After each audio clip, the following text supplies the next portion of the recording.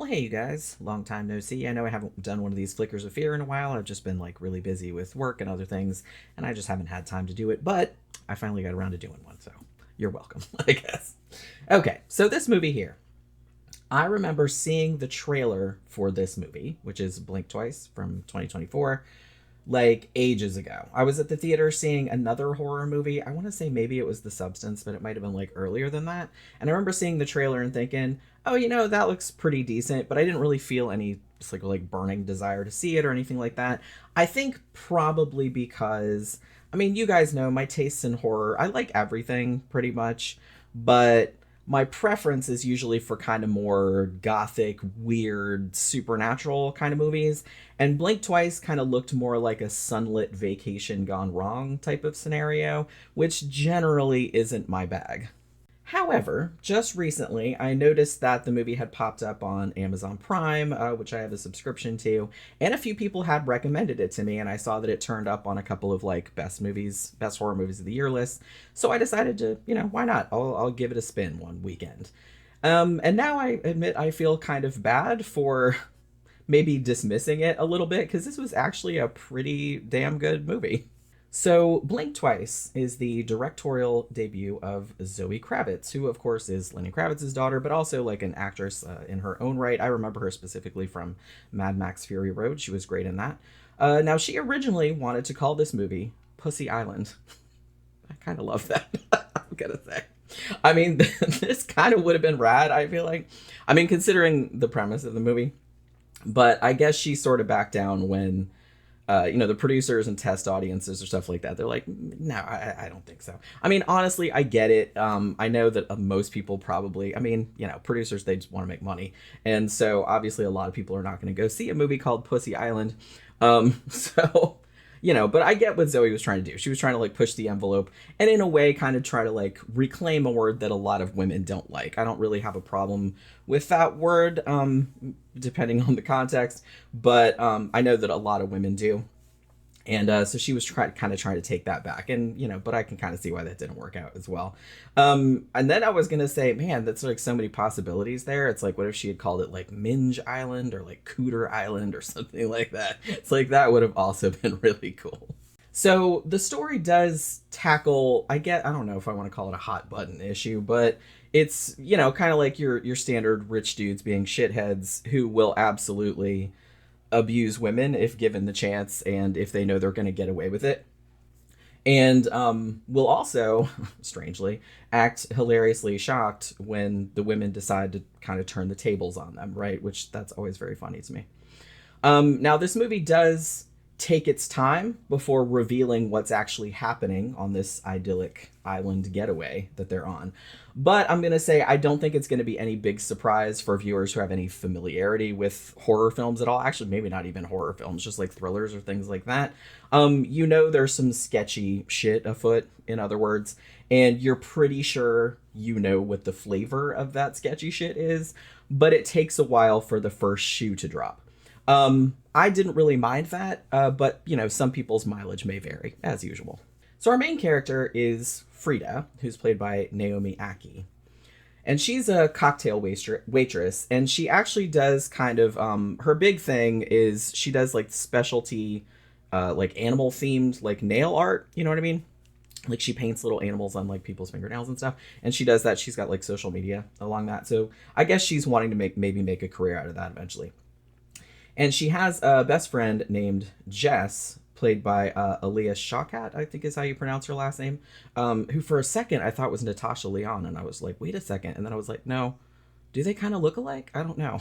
Like, in my mind, they did. I don't know why that happened. But yeah, so her best friend Jess is also a waitress. And the two of them are kind of convinced that, one day their big break is coming, their big opportunity is coming, or something like that. You know what I mean? And I'm going to say, like, the chemistry of these two is, like, really, really great. It really gets you invested in their friendship, like, right away. Now, not too long into the story, the women get what they think is the chance of a lifetime. So the company they work for, I presume, is catering this big fancy shindig, which is going to be hosted, attended, whatever, like by this very handsome, very famous tech billionaire named Slater King, who is played by Channing Tatum. And, you know, several of his wealthy, powerful bros are going to be there. I mean, you guys know the type of douchebags I'm talking about, right? So Slater King has recently gone on the media circuit, like, apologizing for some inappropriate but, like, unexplained behavior. They never tell you exactly what it was that he did. I mean, you'll probably be able to deduce the gist of it. And as the movie goes on, this suspicion will be all but confirmed, like, pretty much, at least through implication. Now, the thing about it, though, is that Slater does seem genuinely contrite about his transgressions, whatever they may be. And he says he's been going to therapy and has completely changed his lifestyle, which does seem to be true to an extent. And he's trying to make amends for his past shittiness. Okay, fair enough. And the public does actually seem to be very accepting of his apology, and especially as he's stepped down as CEO of his company. So from a couple brief little things at the beginning of the movie, like, it appears that Frida has maybe something of like an admiration-based crush on Slater, like from afar, like she kind of watches videos of him like he's an aspirational figure for her, I guess. And her friend Jess actually conspires to get Frida in front of him, like, because he's kind of her hero. So Jess brings these two kind of cheap cocktail dresses. They're both like the same cut, but they're different colors. And she brings it like secretly to their serving gig, like for this party. And when their employers are not looking, I'm assuming, the women kind of change out of their waitress clothes and into these more glamorous dresses and heels and stuff. And then they sneak into the bigwig's private party. Now, they sort of kind of get busted, like, right away. But while they're sort of running to escape so they don't get in trouble, Frida breaks one of her heels, been there, and face plants quite spectacularly, causing everyone in the room, including Slater, to notice her, whether she wants them to or not. But it seems that this maybe her falling and face planting was maybe a good thing in disguise. I mean, no, this is a horror movie, but you know what I mean. Because Slater seems immediately very taken with Frida. And he even like does the whole thing of like breaking off the other heel so the two shoes will be even so she can walk in them. And then he spends like most of the rest of the party like talking very soulfully to her and just gazing fondly into her eyes as if nobody else is in the room. You know what I mean? Like love bombing big time. Like Frida cannot believe like her good fortune. This, you know, this wealthy, famous person is just like all eyes on her. You know what I mean? It's like I said, in hindsight, it seems very suspicious, but you know, Frida is kind of too swoony about the whole situation to really notice. Now, at the end of the night, Slater leaves with his entourage, and Frida is so overwhelmed, and then she realizes, like, with a large disappointment, that she didn't even get the dude's phone number, right? But then Slater comes rushing back into the party, which obviously everyone's left now, and saying, hey, guess what? We're all going to my private island for a few days. We're just going to chill by the pool and let our hair down and eat some nice food and blah, blah, blah. Would you and Jess like to come along? Now, even though this proposition is setting off alarm bells in both Frida's and Jess's heads, as it should, I mean, they don't know any of these people at all, really. Both of them kind of happily, with a little bit of trepidation, agree to it. Now, to their credit, they do seem to realize they're doing something incredibly reckless, but they kind of justify it by saying, hey, we'll never get this opportunity again, so we really need to jump on it. So just like that, Frida and Jess are on this little private plane heading for this beautiful tropical paradise in the middle of the ocean with a bunch of men and women that they've only just met. What could possibly go wrong? Now, it turns out not much at first, at least so it seems. The island is just like stupid gorgeous, and each guest has their own fancy little vacation cabin. Like, it's super stocked. Anything you could possibly need is in there. And if you need something else, all you have to do is ask for it. Now, oddly, I found this a little odd. All the women are provided with identical white bikinis and sun hats, and they're all just kind of like, how do they know our sizes? Which I'm like, yeah, that's a little fishy. So yeah. But another thing, everyone has to surrender their cell phones in the name of being like present in the moment. uh-oh. That's like a red flag when somebody says that. But nobody at the time thinks too much about this because it's like, hey, we're on vacation. So the other male guests, by the way, are a photographer named Vic, who's played by Christian Slater. There's a chef named Cody, who's played by Simon Rex.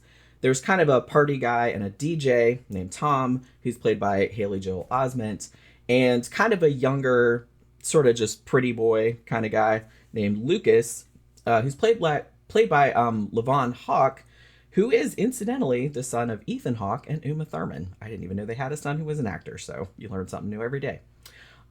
Slater's therapist, Rich, who's played by Kyle MacLachlan, also drops in from time to time, but he's not there like the whole time.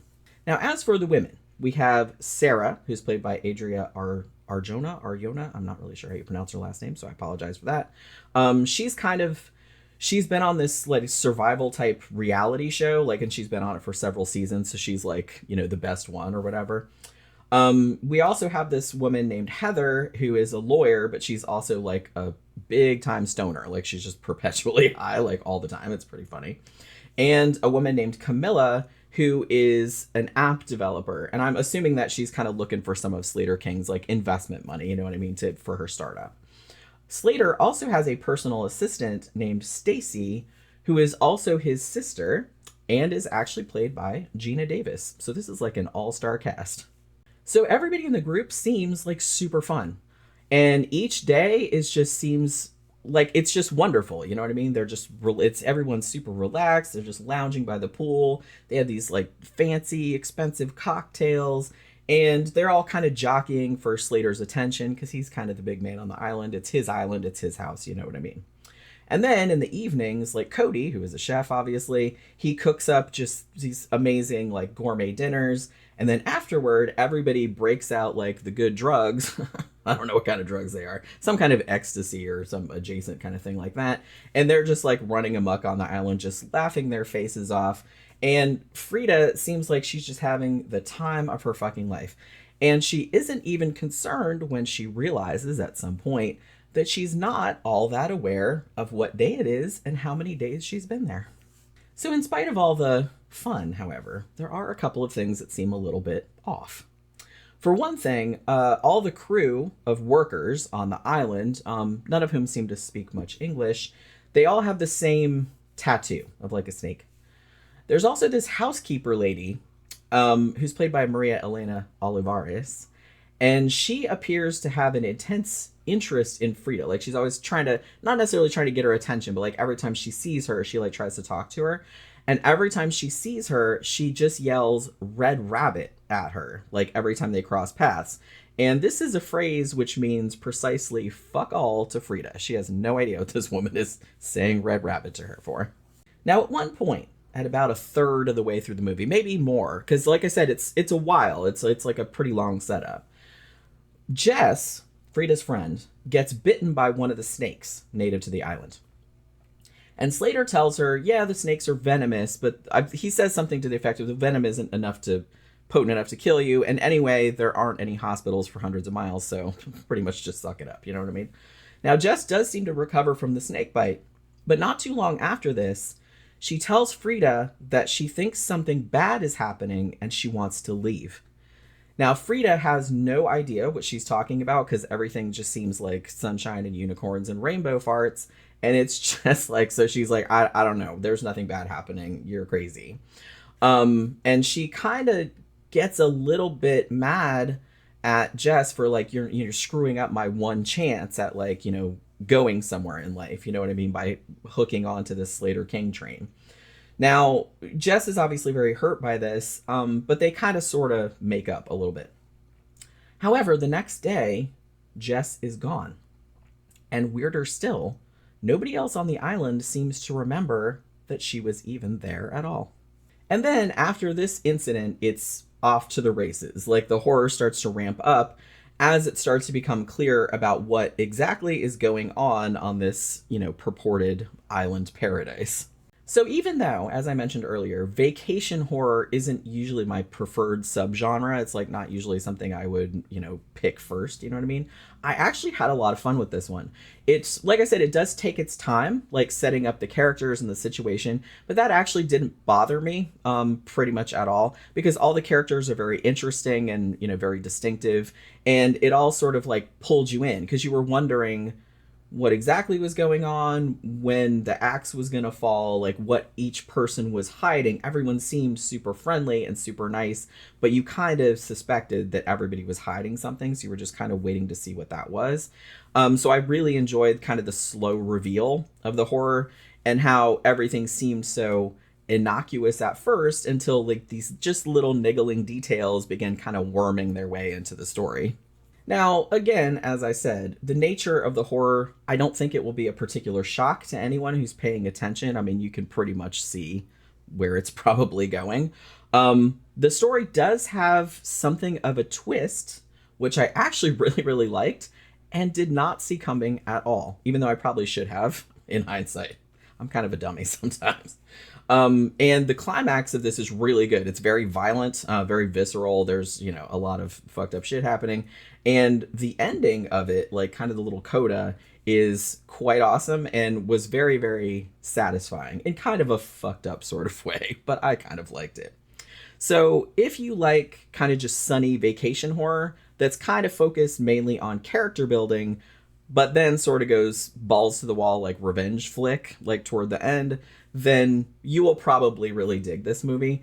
So, it's on Amazon Prime, like I said, so check it out if it sounds like your thing. I think was a great debut by Zoë Kravitz for sure.